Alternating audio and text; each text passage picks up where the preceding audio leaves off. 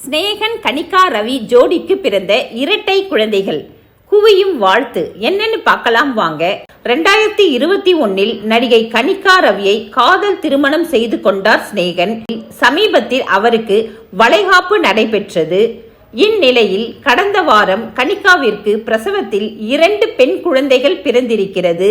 தாயே எந்தன் மகனாகவும் மகளே எந்தன் தாயாகவும் இரு தேவதைகள் 25/1/2025 அன்று பிறந்திருக்கிறார்கள். இதயமும் மனமும் மகிழ்ச்சியில் நெகிழ்ந்து நிரம்பி வருகிறது. உங்களின் தூய அன்பினால் எங்கள் வாரிசுகளை வாழ்த்துங்கள்.